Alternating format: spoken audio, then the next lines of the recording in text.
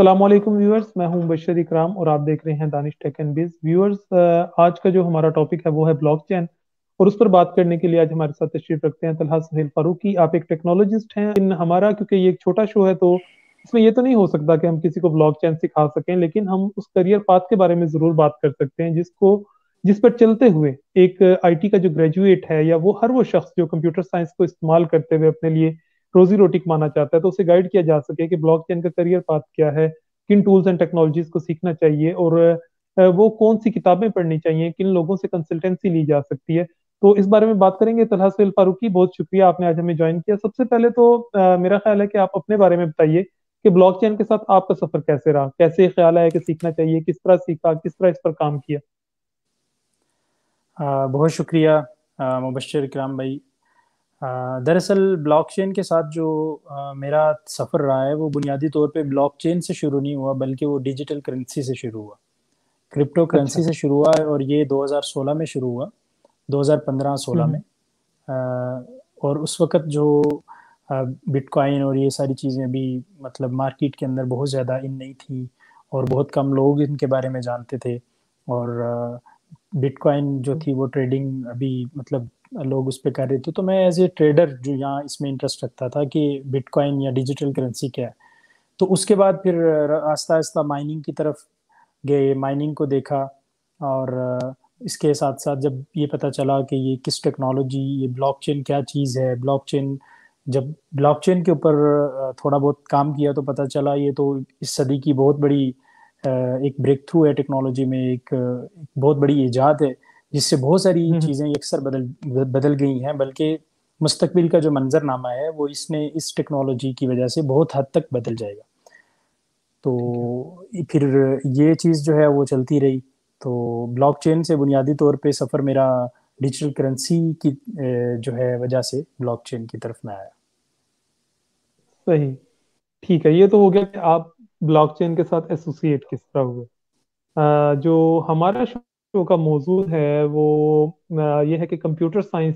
हमारा जो शो का थीम है वो ये है कि कंप्यूटर साइंस के जरिए लोग किस तरह अपना रोजगार कमा सकते हैं। एक तो ये तरीका है कि वो बिटकॉइन की ट्रेडिंग शुरू कर दें, वो तो आपने एक्सप्लेन कर दी। अब आ जाते हैं दूसरे पोर्शन की तरफ, वो ये है कि ब्लॉकचेन डेवलपर अगर कोई बनना चाहता है और ब्लॉकचेन की एप्लीकेशंस पर काम करना चाहता है डिजिटल करेंसी के अलावा, तो उसके लिए क्या करियर पाथ है। आप अपना शेयर कीजिए और गाइड कीजिए। बिल्कुल। सबसे पहली चीज़ तो ये हमें जान लेनी चाहिए कि ब्लॉकचेन जो है वो सिर्फ और सिर्फ डिजिटल करेंसी का नाम नहीं है, बल्कि डिजिटल करेंसी जो है वो सिर्फ ब्लॉकचेन की सिर्फ एक एप्लीकेशन है। ब्लॉकचेन तो एक बहुत बड़ी दुनिया का नाम है। और वो अलग बात है कि 2008 में जो बिटकॉइन बुनियादी तौर पे सबसे पहली एप्लीकेशन जो ब्लॉकचेन की है, उसकी बुनियाद पे जो है दुनिया ब्लॉकचेन से मुतारिफ हुई। लेकिन ब्लॉकचेन को सिर्फ डिजिटल करेंसी या क्रिप्टो करेंसी तक महदूद कर देना बुनियादी तौर पे ये ब्लॉकचेन से नावाकफियत है। ब्लॉकचेन इससे बहुत आगे की चीज़ है। सबसे पहली तो बात यह है कि ब्लॉकचेन ने हमारी जो रिकॉर्ड कीपिंग या ट्रांजैक्शंस और हमारा जो डेटा जो महफूज करने का जो पूरे का पूरा एक हमारा पॉइंट ऑफ व्यू है, हमारा तरीक़ेकार है, या एग्जिस्टिंग जो हमारा इस हवाले से जो इस पर्सपेक्टिव से जो कुछ भी हमारे पास था उसको मुकम्मल तौर पे बदल के रख दिया। तो उस ज़िमन में इसके अंदर जो है वो डिजिटल करेंसी भी आई। इस ज़िमन में इसके अंदर जो है बैंकिंग की और दीगर जो फाइनेंशियल इंस्टीट्यूट हैं उनकी दिलचस्पी भी दायरा आई। तो बुनियादी तौर पे हमें थोड़ा सा समझ लेना चाहिए कि जो बिट ये वाला ब्लॉकचेन है बुनियादी तौर पे है क्या। ब्लॉकचेन ठीक। बुनियादी तौर पे एक रिकॉर्ड को या डेटा को या लेजर को इस अंदाज हम्म। से महफूज करने का नाम है कि वो इम्यूटेबल फॉर्म में हमारे पास जो है महफूज होते हैं, यानी वो चेंज नहीं हो पाते। ये ब्लॉकचेन का बुनियादी मकसद था।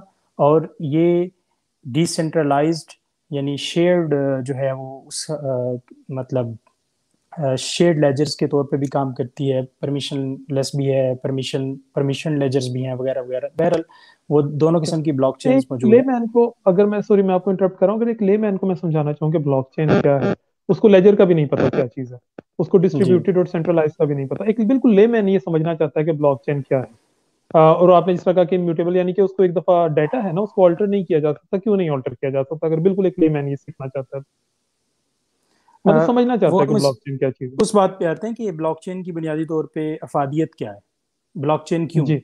Y blockchain, hmm. एंड कैसे काम करती है। ये तो थोड़ा सा कॉम्प्लिकेटेड और टेक्निकल इसका जो है वो पर्सपेक्टिव है, हम इसमें ज़्यादा गहराई पे नहीं जाएंगे।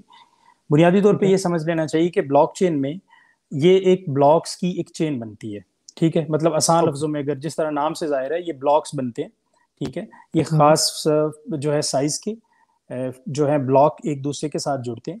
वो ब्लॉक जो आपस में एक दूसरे के साथ जुड़ते हैं वो बाकायदा उनका पिछले ब्लॉक के साथ भी एक ताल्लुक होता है और अगले ब्लॉक के साथ जो नया बन रहा होता है उसके साथ भी एक ताल्लुक होता है। ठीक है, और ओके। इस बीच वाले ब्लॉक को आप निकाल के किसी और तरफ नहीं रख सकते या रिमूव नहीं कर सकते, क्योंकि इसके लिए फिर आपको पूरी चेन खत्म करनी पड़ती है। ठीक है, यानी वो ओके। एक प्रॉपरली इसके लिए एक स्पेशल जो कह लें कि हैश फंक्शन जो यूज किया जाता है, SHA-256 जिसे हम कहते हैं, वो बेसिकली इस सारे मकसद के लिए, इस सारी जो चीज़ों को हैंडल करने के लिए बुनियादी तौर पे ये चीज़ इस्तेमाल की जाती है। तो ये एक बड़ा सादा से अल्फाज में मैंने कोशिश की है बताने की। बुनियादी तौर पे हमें इसकी सबसे जो बुनियादी और अहम जो चीज़ हमें समझनी चाहिए कि वाई ब्लॉकचेन, ब्लॉकचेन क्यों इतनी अहम है, और ब्लॉकचेन हमारी ज़िंदगी के अंदर क्या तब्दीली ला सकती है। तो ओके। ब्लॉकचेन के जो बुनियादी मकसद था वो ये है कि इसके अंदर ये मतलब रिकॉर्ड कीपिंग का ऐसा ट्रांसपेरेंट, ऐसा जो शफाफ निज़ाम होगा जिससे आप एंड टू एंड किसी भी चीज़ को जांच सकेंगे कि ये चीज़ आया, इसका जो रिकॉर्ड रखा गया है।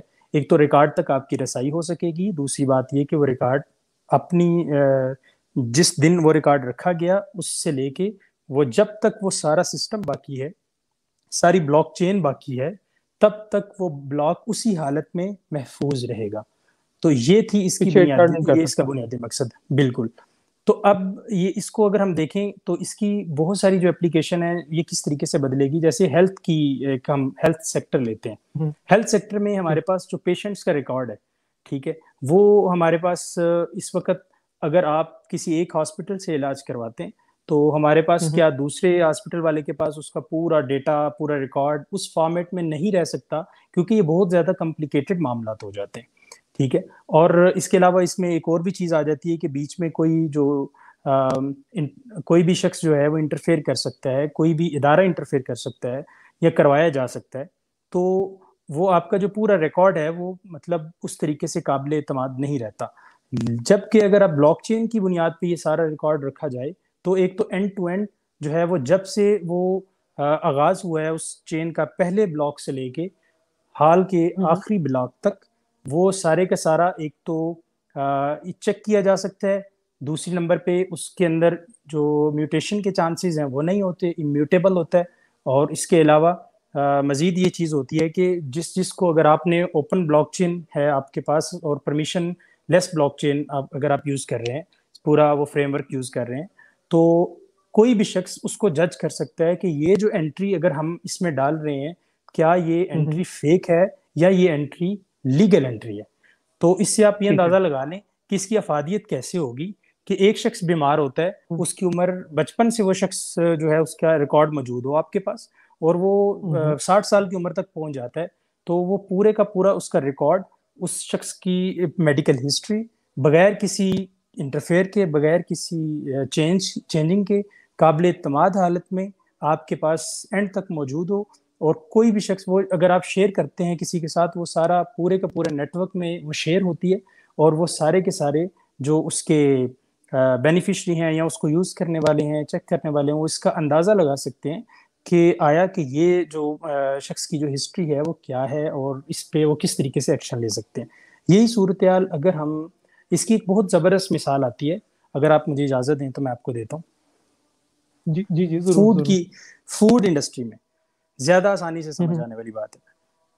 फूड इंडस्ट्री में क्या सीन है कि आजकल आपने देखा है कि अ, हमारे पास बहुत सारे कह लें कि सिंथेटिक किस्म के फूड्स और ऑर्गेनिक फूड्स और हाइब्रिड टाइप के फूड्स और इस तरह की चीज़ें हमारे पास जो है मौजूद हैं। अब कोई एक शख्स हम्म। ये दावा करता है कि ये जो मेरा ये प्रोडक्ट है, ये खाने की जो चीज़ है, ये फूड प्रोडक्ट जो है, ये जो है वो मेरे पास मुकम्मल तौर पे ऑर्गेनिक है। ठीक है, अब ये ऑर्गेनिक है आपके पास, आप किस तरीके से इसको जज कर सकते हैं?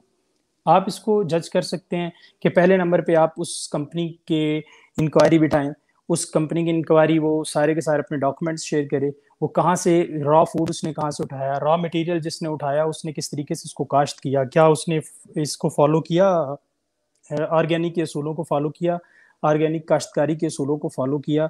अगर नहीं किया तो जाहिर बात है वो आपके लिए ऑर्गेनिक नहीं है। लेकिन ये इतना लंबा पेचीदा प्रोसेस जिसके अंदर हो सकता है कि वो 50% जो है वो चीज़ें ऑर्गेनिक अगर हों भी, तो क्या बल्क क्वांटिटी में क्या वो 50% या 40% या 60% नॉन ऑर्गेनिक या फेक प्रोडक्ट्स आपके साथ भी तो शेयर कर सकते हैं।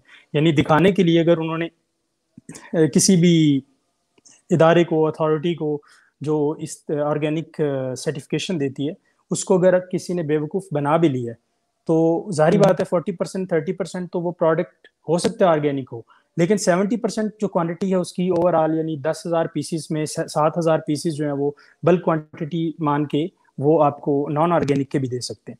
लेकिन अगर ब्लॉकचेन को एंड टू एंड इसके साथ जो है वो मुंसलिक कर दिया जाए, तो आप एंड टू एंड ये अंदाजा लगा सकते हैं और इसको वेरीफाई कर सकते हैं कि ये जो प्रोडक्ट है, इसके जो इंग्रेडिएंट्स हैं या इनकी जो रॉ मटेरियल है या रॉ फूड जहां से इन्होंने उठाया है वो ऑर्गेनिक है। वो अपनी एंट्री करे, दूसरा शख्स जिसने उसको प्रोसेस किया है वो अपनी करेगा, उसके बाद जिसने पैकिंग की है, जिसने मार्केटिंग की है, एंड टू एंड जो बेच रहा है, यानी एंड तक एक चेन बनती है जो इम्यूटेबल है। यहाँ से आप एक छोटी सी जो मतलब फाइनल प्रोडक्ट है उसको, जो उसके बैकएंड पे 10-15 स्टेप्स के प्रोसेस हुए हैं और उनकी जो पूरी हिस्ट्री है उसको आप चेक कर सकते हैं।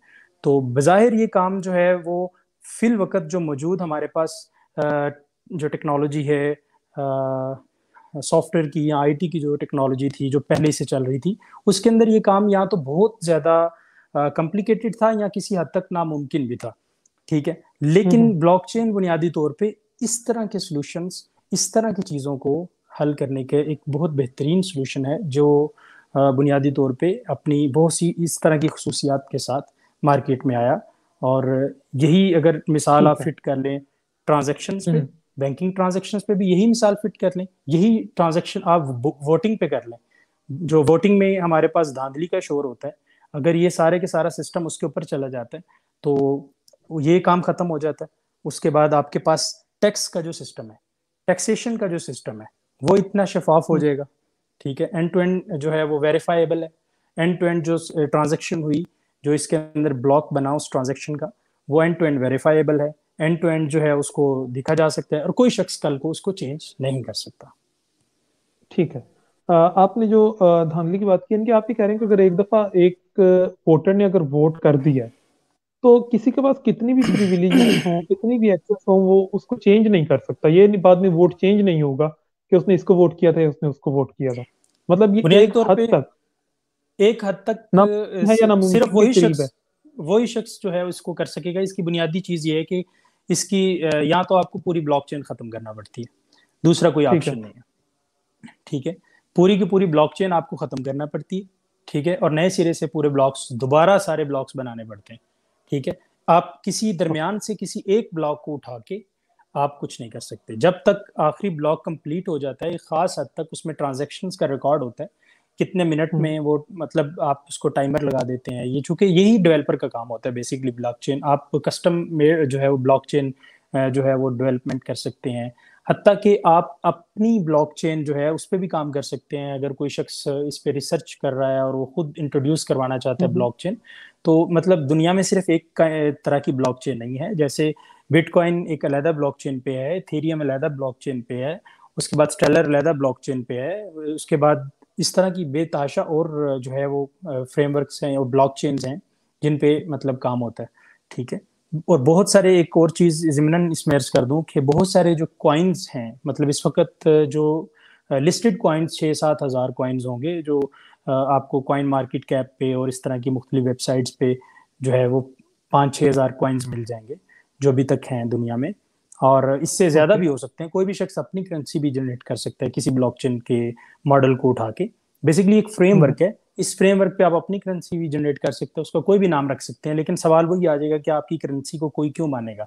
जैसे आप कोई एक नोट प्रिंट कर लेते हैं, आप एक नोट प्रिंट करते हैं और उसको आप कहें कि ये नोट की वैल्यू ये है, आपकी बात कोई नहीं मानेगा। हाँ, अगर आप किसी रियासत की बुनियाद पे अगर ये कोई फैसला, कोई बात करते हैं, तो हो सकता है आपकी बात मान ली जाए और आप मनवा लेंगे वो बात।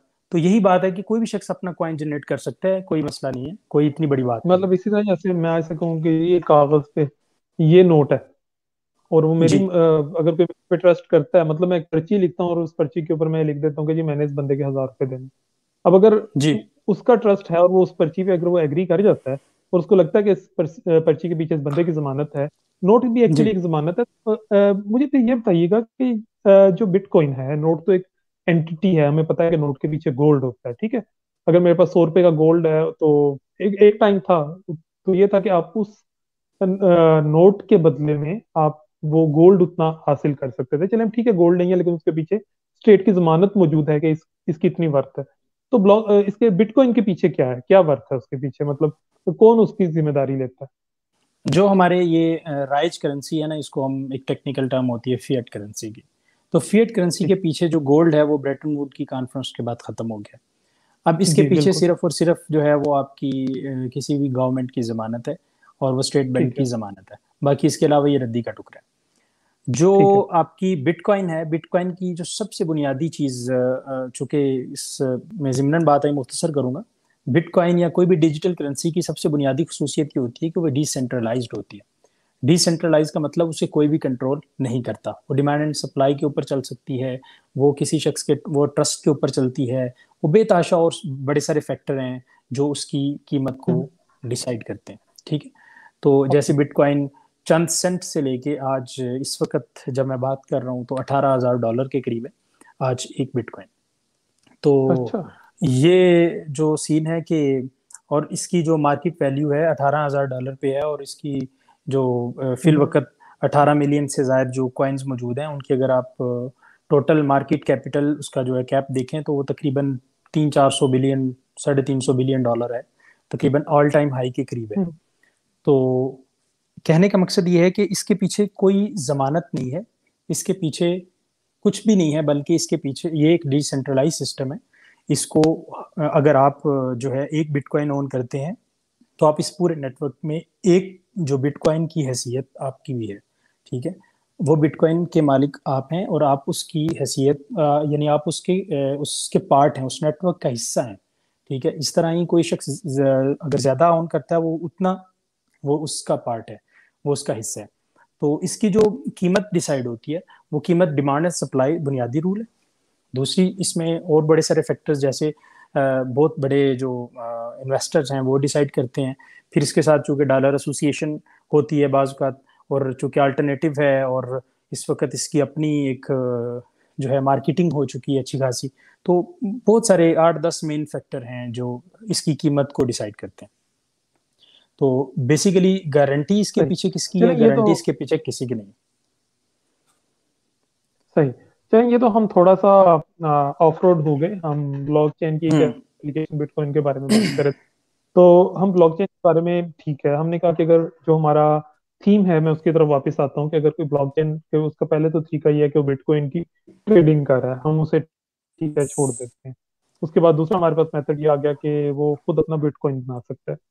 लेकिन हमारा क्योंकि मौजू नहीं है बिटकॉइन, हमारा मौजू ब्लॉकचेन है, तो जो ब्लॉकचेन डेवलपर है उसको करियर पाथ वो अपना किस तरह स्टार्ट करेगा, उसको कौन सी लैंग्वेजेस सीखनी चाहिए, कौन सी टेक्नोलॉजीज उसको सीखनी चाहिए?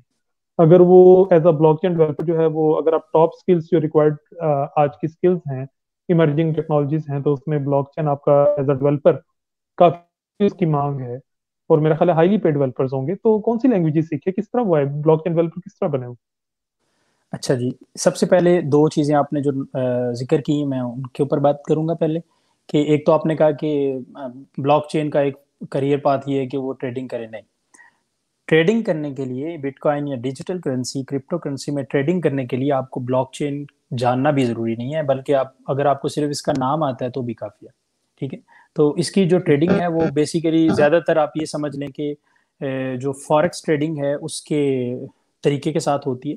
और चंद एक इंडिकेटर्स, चंद एक मामला थोड़े से मुख्तलिफ हैं। अलबत्ता जो हम्म, तरीकाकार है, जो मामलात हैं, वो तकरीबन वही है। एक चीज, हम्म, अगर आपके पास नॉलेज है इस हवाले से तो आप एक अच्छे एनालिस्ट बन सकते हैं। थोड़ा सा मतलब आप चेक कर सकते हैं कि इस वक्त कितनी सप्लाई है, कितना क्या हो रहा है, कितना क्या हो रहा है। बल्कि वो भी आपको ब्लॉकचेन बनानी नहीं आती हो, बल्कि आपको इंट्रो हो, तकरीबन 2 से 3 दिन का अगर आपने कहीं से कोर्स कर लिया तो it's enough for trading. Secondly, okay. अगर आपने कहा कि अपना जो है वो कॉइन जनरेट करें, ये भी बुनियादी तौर पे आपका जो वो बुनियादी कह लें कि आपका करियर पाथ नहीं है। क्योंकि ये सिर्फ और सिर्फ आप अगर जानते हैं ब्लॉकचेन को तो आप नहीं जनरेट कर सकते। आपको इसके लिए मार्केटिंग, इन्वेस्टमेंट, उसके बाद बेतहाशा हम्म, और चीज़ें चाहिए होती हैं कि आप अपने कॉइन को कैसे मार्केट करेंगे, क्या स्ट्रेटेजी है, कितनी इन्वेस्टमेंट करेंगे, आईसीओ कैसे लॉन्च करना है, वगैरह वगैरह वगैरह। तो ये चीज़ें भी बुनियादी हम्म, तौर पे इस चीज़ में नहीं आती, बल्कि ये बड़ी गेम्स हैं। और इसमें हाँ वो हेल्प ज़रूर लेंगे, किसी एक डेवलपर की हेल्प ज़रूर ली जा सकती है, लेकिन ये बुनियादी तौर पे वही प्लेयर हैं जो ट्रेडर्स हैं, जो ट्रेडर्स हैं, जो नेटवर्क मार्केटिंग में काम करते रहे हैं, जो फॉरेक्स में काम करते हैं, स्टॉक में काम करते हैं, वगैरह वगैरह। ये उन लोगों की हम्म, काम है। हाँ वो आपसे एक थोड़ी सी सपोर्ट ले लेंगे किसी ब्लॉकचेन को बनवाने की या कॉइन जनरेट करने की। ठीक हो गया। अब तीसरी अपनी ओके। अपने मौजू पे आते हैं कि इसमें जो है वो कैसे जो कितने के पाथ हो सकते हैं। तो मेरा ख्याल है कि इसके अंदर ना बुनियादी तौर पे ना 2 बड़े पाथ हो सकते हैं। 2 बड़े पाथ, बल्कि अगर आप कह लें कि 3 हो सकते हैं। 3 कैसे हो सकते हैं? पहले नंबर पे तो एक ब्लॉकचेन डेवलपर का पाथ है, यानी आपको ब्लॉकचेन हम्म, बनानी आनी चाहिए। आपको टोकन्स का पता हो, टोकन जनरेट कैसे होता है, आपको सारे का आपको पता हो कि कितने इसके कौन कौन सी ब्लॉकचेन है, इथेरियम की ब्लॉकचेन है, ये बिटकॉइन की ब्लॉकचेन है, आपने इस पे कैसे काम करना है, आपने इसके ऊपर जो है ये परमिशनलेस है, ये परमिशन विद परमिशन है, ये कैसी आपने ब्लॉकचेन डिजाइन करनी है। जो भी इसमें आपको स्मार्ट कॉन्ट्रैक्ट्स का पता होना चाहिए, आपको पता होना चाहिए कि ये किस तरीके से काम करते हैं और कैसे जनरेट किए जाते हैं। ये ब्लॉकचेन डेवलपर का काम है। आमतौर पे इसमें भी जो लैंग्वेजेस यूज़ की जाती हैं वो सी यूज़ की जाती है, यानी C++ C# यूज़ की जाती है। उसके अलावा आपके पास पाइथन में भी हम्म, काम किया जाता है, लेकिन पाइथन बहुत रिकमेंडेड इसके लिए नहीं होती, निस्बतन सी के वो थोड़ी सी स्लो है। और जावा वगैरह पे काम किया जाता है। और भी लैंग्वेजेस हैं, लेकिन बुनियादी तौर पे इन पे भी काम किया जाता है। ओके। तो ये लैंग्वेजेस जो हैं वो बुनियादी तौर पे इतना मैटर नहीं करती। वो आपको पता चल जाता है कि किस तरीके से भी काम हो रहा है, मार्केट में भी किसकी डिमांड है और क्लाइंट्स की क्या डिमांड है, वगैरह वगैरह, आपने किसके साथ उसको एसोसिएट करना है। तो ये तो बात की बात है, हम सिर्फ करियर के ऊपर, बात के ऊपर रहते हैं। तो दूसरा जो मेरे नज़दीक बात हो सकता है वो बेसिकली आर्किटेक्ट का हो सकता है। यानी अब वो एक पूरा जो है वो इकोसिस्टम, एक पूरा निज़ाम और एक पूरा जो है वो आपके पास जो आपका जो कोई इदारा है या उसका पूरा सोल्यूशन जो है वो बेसिकली, यानी सोल्यूशन सोल्यूशन आर्किटेक्ट होता है वो शख्स। ये एक मतलब कह लें कि स्टेप होता है, वो आपको बताता है कि किस तरीके से इसको आर्किटेक्ट ट्रांसफॉर्म किया जा सकता है आर्किटेक्ट से इसकी। रिपीट कीजिएगा, आपकी आवाज कट रही थी। आर्किटेक्ट से रिपीट कीजिएगा। मैं अर्ज कर रहा था कि दूसरा इसका जो पाथ हो सकता है वो आर्किटेक्ट का हो सकता है। जैसे किसी भी एक फील्ड के अंदर आर्किटेक्ट का जो काम होता है, काम की नवैयत यही होती है कि वो पूरे जो एक सिस्टम है उसको जनरेट करता है, पूरे इकोसिस्टम को जनरेट करता है, पूरा एक आपको एक व्यू देता है कि आपने किस तरीके से इसको इसके ऊपर काम करना है और इसकी क्या क्या एप्लीकेशंस होंगी, क्या क्या मामलात होंगे। तो बुनियादी तौर पे ये सोल्यूशन आर्किटेक्ट जो होते हैं वो ये काम करते हैं। इसके अलावा कोई रिसर्चर टाइप के भी हो सकते हैं इसकी जो मतलब फील्ड में, वो या कह लें कि इनोवेटर भी कह सकते हैं आप उनको किसी हद तक, कोई हम्म, भी नाम दे लें। वो तीसरी एक ये हो सकता है कि अगर आप अपनी कोई ब्लॉकचेन पे मजीद स्टडी करके, जैसे बिटकॉइन की ब्लॉकचेन जो है वो एथेरियम से मुख्तलिफ है, एथेरियम की जो है वो स्टेलर से मुख्तलिफ है, और दीगर जो मतलब मुख्तलिफ कंपनीज हैं उनकी आपस में जो मुख्तलिफ हैं उनकी ब्लॉकचेन्स। तो अगर आप कोई अपनी एक ब्लॉकचेन, कोई स्ट्रेटजी, कोई नया तरीकाकार, जो नया फ्रेमवर्क अगर आप डिजाइन कर सकते हैं तो ये भी एक पाथ हो सकता है। बुनियादी तौर पे इसमें जो नॉर्मल काम करने वाला या जो ज़्यादा जिसकी डिमांड है मेरा ख्याल है कि वो डेवलपर है। और ब्लॉकचेन डेवलपर जो हैं वो तादाद में बहुत ज़्यादा नहीं है अभी भी। और ब्लॉकचेन डेवलपर की एक अच्छी खासी डिमांड मौजूद है। और ब्लॉकचेन डेवलपर अगर अच्छे तरीके से ही अपनी इस चीज़ को समझ जाते हैं, जो बहुत लंबा काम हम्म। नहीं है, लेकिन अगर वो अच्छे तरीके से समझ भी जाते हैं, 1 से 1.5 साल मजीद इस पे मतलब वर्क करते हैं अपनी ग्रेजुएशन के बाद, बल्कि इससे भी थोड़ा सा कम टाइम, तो वो एक अच्छी पोजीशन पे या अच्छे अंदाज से जो है वो अपना मतलब करियर बना सकते हैं, मजीद आगे जा सकते हैं। ठीक है। अब एक लीगल एस्पेक्ट के बारे में बात कर लेते हैं। रोज अखबारों में खबरें आ रही होती हैं कि जी फलां जगह पे लोग बिटकॉइन की माइनिंग कर रहे थे, तो उनको पकड़ भी लिया जाता है और उनका जो पीसी है वो भी जब्त कर लिया जाता है और उनका जो कॉइन होता है वो भी भाग के सरकार जो है वो उनसे ले लिया जाता है। तो ये क्या प्रॉब्लम है कि देखने में तो ये कोई इंतहाई बेजरर सी चीज लग रही है बिटकॉइन की, जिसकी मर्जी है वो ले ले, जो ट्रस्ट करता है, जो नहीं ट्रस्ट करता वो ना ले। तो पाकिस्तानी गवर्नमेंट जो है या हमारे जो इदारे हैं वो इससे इतने खौफजदा क्यों हैं, क्यों इस रोका क्यों जा रहा है इसको? पहली तो बात यह है कि जो रिसेंटली, जो चंद दिन पहले स्टेट बैंक ने क्लैरिफिकेशन दी है हाई कोर्ट को, अ, उसमें बुनियादी तौर पे उसने कहा है कि हमने इसको बैन नहीं किया, अलबत्ता हमने इसको रेगुलेट भी नहीं किया। ओके। मतलब इसको आप समझ लें, रेगुलेट क्यों नहीं किया, हमारा जो फाइनेंशियल सिस्टम है ना पाकिस्तान का, वो हम्म। बहुत मतलब कई लिहाज से जो है ना वो बहुत थका हुआ निज़ाम है एक। ठीक है। मतलब अगर हम इसको कंपेयर करें किसी दूसरे कंट्री के साथ, मतलब किसी अच्छी कंट्री के साथ कंपेयर करें, तो हम अभी भी खैर काफ़ी पीछे चल रहे हैं। अभी भी हमने बड़ा रिसेंटली डिजिटाइज किया और अभी भी चीज़ें हमारे पास खातों में लिखना और वो सारी चीज़ें, और वो अभी भी मसाइल जो हैं वो आसानी के साथ चीज़ें नहीं हैं। ठीक है, बहुत सारा ठीक है। मामला डिजिटाइज नहीं है, ये हमें डेली वास्ता पड़ता है बैंक से, तो हमें पता होता है कि क्या यार मामला पेपॉल चल रहे नहीं हैं। आ रहा हमारे यहाँ, तो डिजिटाइज जी। होना तो बड़ी दूर की बात वो उसके अलावा जो आपके पास ये जो जब आपके पास बहुत सारी चीजें इस तरीके से आपकी इकोनॉमी डिजिटाइज नहीं है और डॉक्यूमेंटेड नहीं है, तो फिर है। ऐसे जो एसेट्स होते हैं ना, इस तरह के जो कॉइन्स होते हैं, इसमें अपने एसेट्स को छुपाना और उनको ब्लैक करना, अ, उसके बाद ब्लैक करके उसको वाइट करवा लेना, बाहर से ट्रांजैक्शन करवा लेना, दूसरे अकाउंट मतलब हम्म। मतलब फॉरेन रिमिटेंस इसकी कन्वर्ट करवा लेना, ये इतना आसान हो जाता है। उसके बाद मनी लॉन्ड्रिंग इससे बड़ी आसान हो जाती है, क्योंकि रेगुलेट नहीं है ना आपके पास। रेगुलेट हो तो आपको पता होगा कि ये सरमाया कहाँ से आया है, इसको तो आप जी रेगुलेट कर नहीं सिर्फ सकते। मैं बिट आपको इंटरप्ट कर रहा हूँ कि अगर मेरे बैंक अकाउंट में कहीं से पैसे आते हैं तो बैंक और गवर्नमेंट को पता चल जाएगा कि इस बंदे के पास पैसे आए हैं। और अगर मेरे पास जी। बिटकॉइन आता है, मतलब $16,000 का आपने बताया एक है, जी।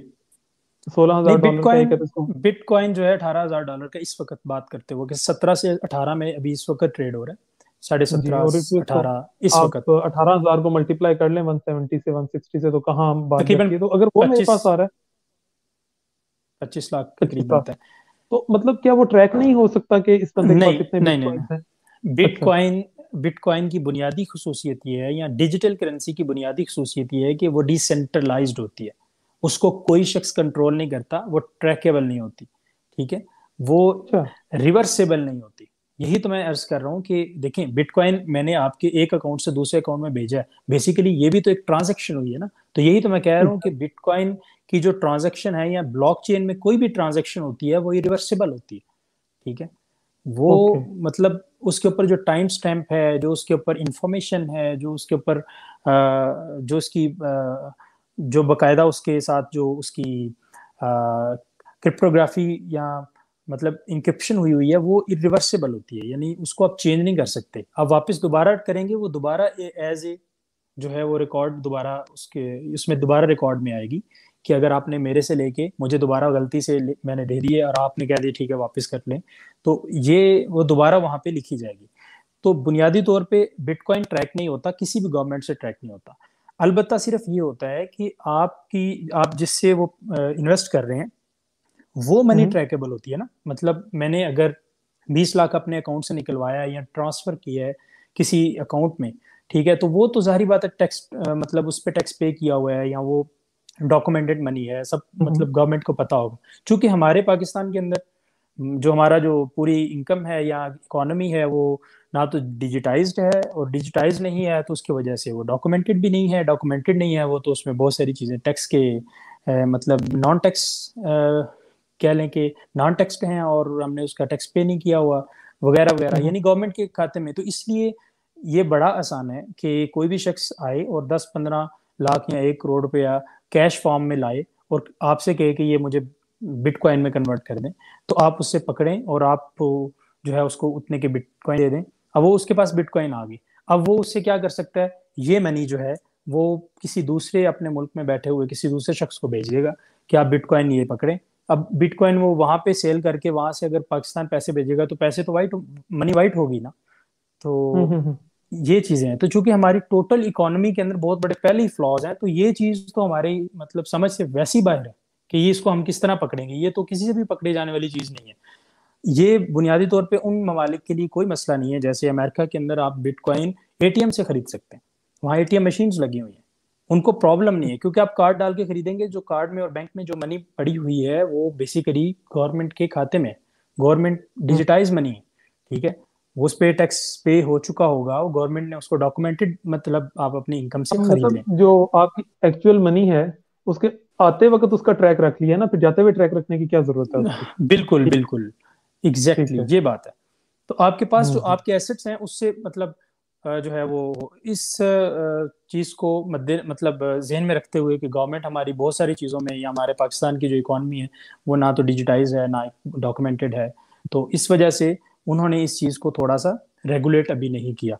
अलबत्ता ये जरूर ओके। उन्होंने कहा है कि हमने इस पे कोई पाबंदी नहीं लगाई, लेकिन जैसे आपकी बात जो आपने बात की वो बात भी दुरुस्त है कि जहाँ पे एफआईए का छापा पड़ता है, यहाँ मतलब साइबर वालों का छापा पड़ता है, साइबर विंग वालों का, वो जब्त कर लेते हैं, ठीक है, हालांकि ऐसा कोई लॉ ठीक है है। नहीं है।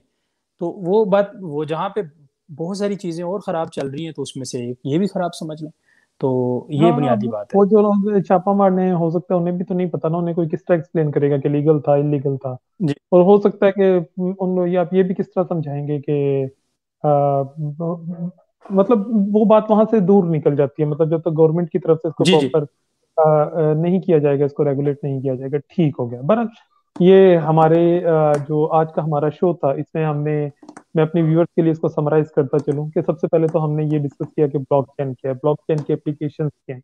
ब्लॉकचेन की बहुत सारी एप्लीकेशंस है, जिनमें से हमने ये बात की कि इससे जो वोटिंग को फेयर बनाया जा सकता है, इससे हमारी जो फाइनेंशियल ट्रांजैक्शंस है उनको फेयर बनाया जा सकता है। उसी में से हमारी एक ब्लॉकचेन की एप्लीकेशन है बिटकॉइन। फिर हमने बिटकॉइन पे बात की कि बिटकॉइन क्या है, ये एक ऑल्टरनेट करेंसी है और पाकिस्तान में बैन क्यों है, उसकी क्या वजह है, रीजंस हैं, वैलिड रीजंस हैं इसके बैन होने की। और उसके बाद जो है वो गवर्नमेंट इस मामले में जो है वो सख्त क्यों है, क्योंकि मनी को जो है वो ब्लैक मनी को वाइट किया जा सकता है। और जो हमारे शो का थीम है उसके बारे में हमने बात की कि ब्लॉकचेन को इस्तेमाल करते हुए कोई अपने लिए रोजगार किस तरह कमा सकता है, वो उसका रिसर्च वर्क कर सकता है, अपनी कोई करेंसी क्रिएट कर सकता है। इसके अलावा वो आज नेटवर्क या इंफ्रास्ट्रक्चर आर्किटेक्ट के तौर पे वो काम कर सकता है। और वो ब्लॉकचेन डेवलपर बन सकता है। और अगर कोई ब्लॉकचेन डेवलपर बन सकता है तो उसको कोई मुख्तलिफ लैंग्वेजेस हैं जिनको सीख के इस पे काम किया जा सकता है। और जिस तरह के हमें हमारे आज के गेस्ट ने बताया कि ब्लॉकचेन डेवलपर्स जो हैं वो इस वक्त हाईली पेड डेवलपर्स हैं, उनकी डिमांड है इस वक्त मार्केट में। तो व्यूअर्स, ये था आज का हमारा टेक एंड बिज का शो। तो इंशाल्लाह सीखते रहेंगे, और हम जो कुछ सीखते रहेंगे वो हम दूसरों को सिखाने की कोशिश करेंगे। इंशाल्लाह जल्दी हाजिर होते हैं एक नए मौजू के साथ, एक नए मेहमान के साथ। तब तक के लिए इजाजत दीजिए। अल्लाह हाफिज।